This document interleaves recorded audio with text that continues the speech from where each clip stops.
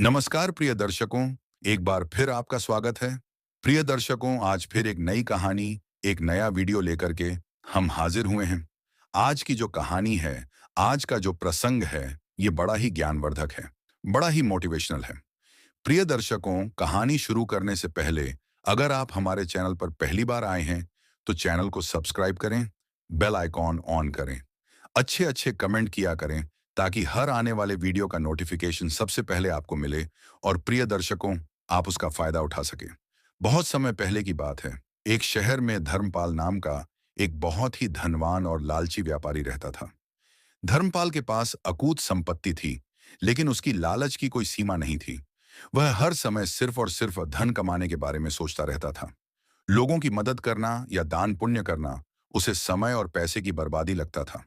वह हमेशा यही मानता था कि जीवन में सिर्फ धन ही सब कुछ है और उसी से मान सम्मान मिलता है। उस शहर में एक बुद्धिमान और ज्ञानी साधु भी रहते थे, जिनका नाम संत सुजान था। संत सुजान को लोग बहुत मानते थे, क्योंकि वह बहुत ही नेक और दयालु थे।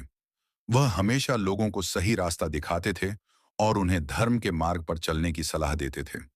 एक दिन धर्मपाल को अपने व्यापार के लिए दूसरे शहर जाना था। वह अपने रास्ते पर जा रहा था, तभी रास्ते में उसे बहुत तेज प्यास लगी।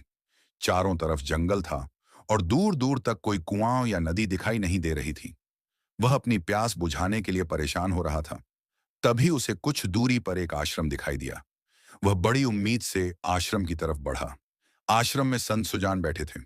धर्मपाल ने संत सुजान को प्रणाम किया और पानी मांगा। संत सुजान ने उसे पानी दिया और पूछा, धर्मपाल, तुम कहाँ जा रहे हो और इतने परेशान क्यों दिख रहे हो? धर्मपाल ने अपनी परेशानी बताते हुए कहा, महाराज, मैं व्यापार के लिए जा रहा हूं, लेकिन बहुत प्यास लगी थी। आपने मेरी प्यास बुझाकर बहुत बड़ा उपकार किया है।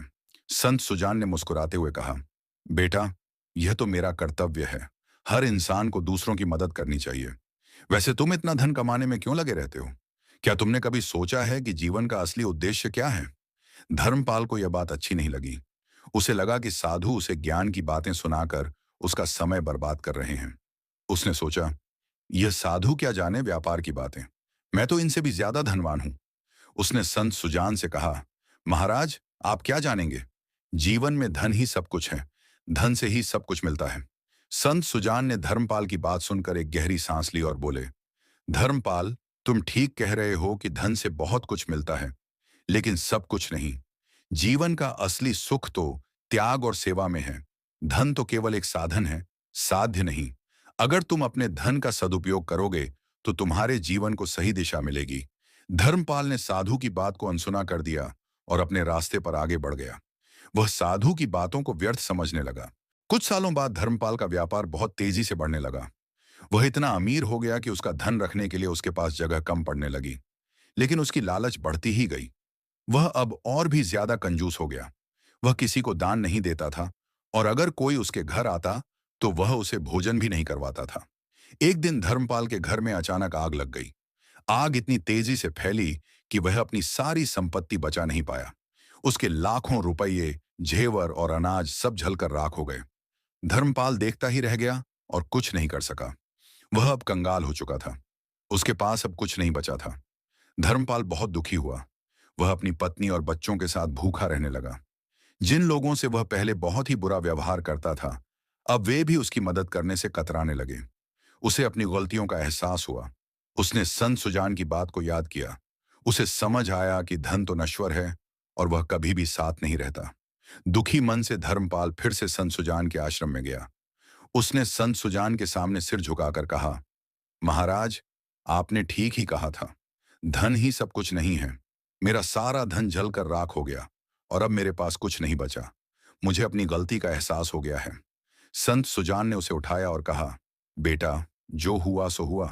अब तुम्हें जीवन की सच्चाई का ज्ञान हो गया है। असली धन तो वह है जो कभी खत्म नहीं होता। वह है पुण्य और सेवा का धन। अगर तुम अपने धन का उपयोग दूसरों की भलाई के लिए करते तो आज तुम्हें इतनी मुश्किल का सामना नहीं करना पड़ता। धर्मपाल ने साधु से कहा, महाराज, मैं अब क्या करूं? मेरे पास तो अब कुछ नहीं बचा। संत सुजान ने मुस्कुराते हुए कहा, बेटा, तुम्हारे पास तुम्हारा ज्ञान बचा है और जीवन बचा है। अब तुम अपने ज्ञान का उपयोग करके दूसरों की मदद कर सकते हो। संत सुजान ने उसे कुछ बीज दिए और कहा, इन बीजों को बो, लेकिन ध्यान रहे कि तुम सिर्फ अपने लिए नहीं, बल्कि दूसरों के लिए भी अनाज उगाओगे। जो अनाज तुम उगाओगे, उसका आधा हिस्सा गरीबों को दान करोगे। धर्मपाल ने संत सुजान की बात मानी। उसने मेहनत से जमीन तैयार की और उन बीजों को बोया। जब फसल तैयार हुई, तो उसने आधा अनाज अपने पास रखा और आधा अनाज गरीबों में बांट दिया। धीरे धीरे लोगों ने उसे पसंद करना शुरू किया। वह अब धन से नहीं, बल्कि अपने नेक व्यवहार से अमीर बन रहा था। लोग उसकी मदद करने लगे और उसे नया व्यापार शुरू करने के लिए धन भी दिया। धर्मपाल ने अब अपने जीवन का सही मतलब जान लिया था।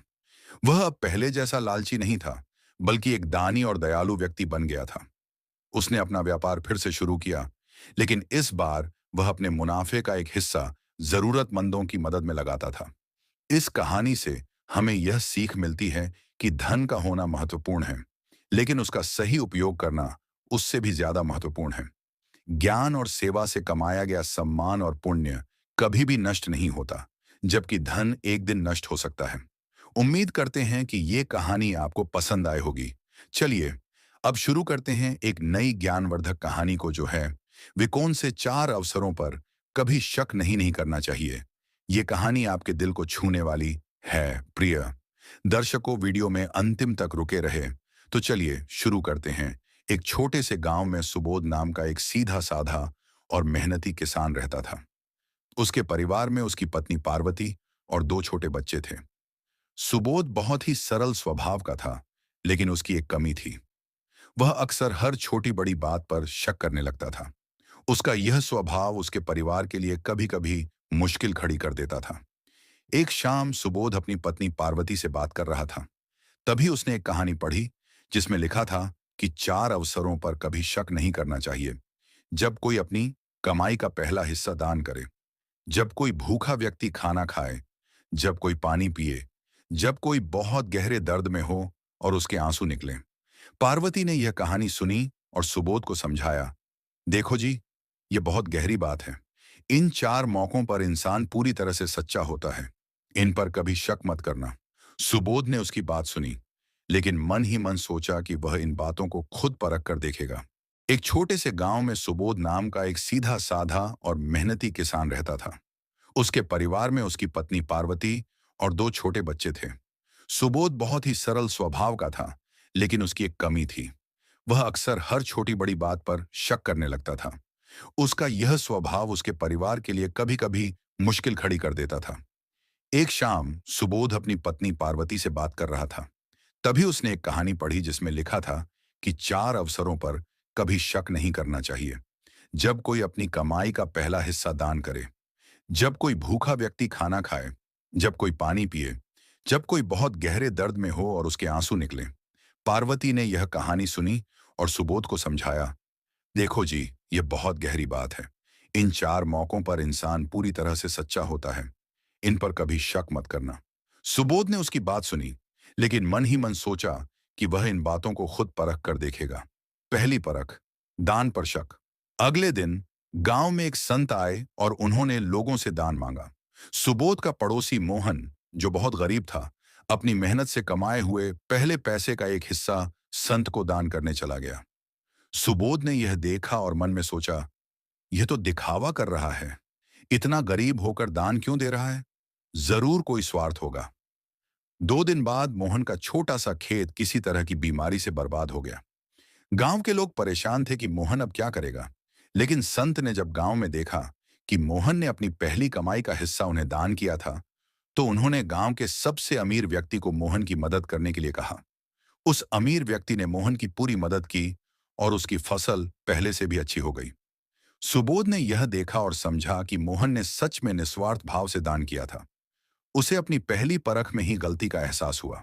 दूसरी परख, भूख पर शक। कुछ दिनों बाद सुबोध के घर एक अतिथि आया।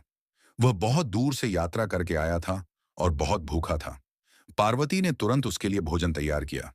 जब अतिथि भोजन कर रहा था, तो सुबोध ने देखा कि वह बड़ी जल्दी जल्दी खा रहा था। उसके मन में फिर शक हुआ, ये इतना भूखा तो नहीं लग रहा, बस जल्दी जल्दी खाकर हमारा ज्यादा खाना खत्म करना चाहता है। लेकिन जब अतिथि खाना खत्म करके चला गया, तो वह अपनी थैली में रखे कुछ बहुमूल्य मोती वहीं भूल गया। जब पार्वती को वो मोती मिले तो उसने सुबोध को बताया, देखो जी, वह कितने बड़े इंसान थे। वह शायद जल्दी में थे, इसलिए भूखे होते हुए भी जल्दी जल्दी खाना खा रहे थे। सुबोध को अपनी दूसरी परख में भी अपनी गलती का एहसास हुआ। उसे समझ आया कि भूख इंसान को इतनी विवश कर देती है कि वह अपने आप पर नियंत्रण खो बैठता है। तीसरी परख, प्यास पर शक। एक बार सुबोध अपने खेत में काम कर रहा था। दोपहर के समय एक राहगीर वहां से गुजरा। वह बहुत प्यासा था और सुबोध से पानी मांगा। सुबोध ने उसे पानी दिया। राहगीर ने एक ही सांस में पूरा लोटा पानी पी लिया। सुबोध ने फिर शक किया, क्या पानी पीने का यह तरीका होता है? जरूर यह पानी खत्म करने के लिए इतनी जल्दी पी रहा है। शाम को जब सुबोध अपने घर लौट रहा था तो अचानक बहुत तेज बारिश शुरू हो गई। सुबोध का रास्ता एक नदी के पास से गुजरता था और बारिश के कारण नदी में अचानक बाढ़ आ गई। वह वहीं फंस गया। तभी उसे वहीं राहगीर मिला। राहगीर ने उसे पहचान लिया और उसे कंधे पर उठाकर नदी पार करवाई।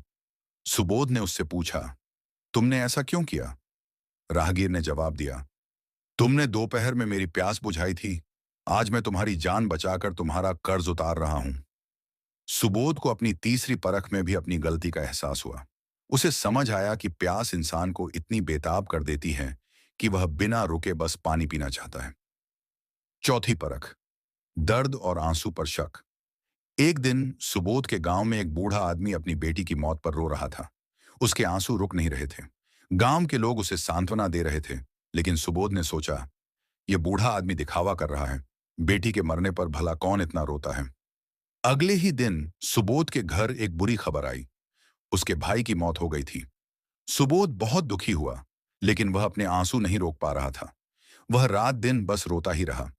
तब उसे याद आया कि कैसे उसने उस बूढ़े आदमी के आंसू पर शक किया था।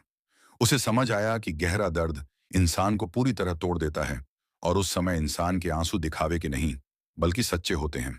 इन चार घटनाओं के बाद सुबोध ने पूरी तरह से अपने स्वभाव को बदल लिया। उसे अब यह यकीन हो गया था कि इन चार अवसरों पर कभी शक नहीं करना चाहिए। उसने अपने परिवार और गांव वालों से माफी मांगी और एक बेहतर इंसान बन गया। प्रिय दर्शकों, अगर आपको यह वीडियो पसंद आया और यह आपको सीखने में मददगार लगा, तो इसे उन दोस्तों के साथ जरूर शेयर करें जिन्हें इसकी सबसे ज्यादा जरूरत है।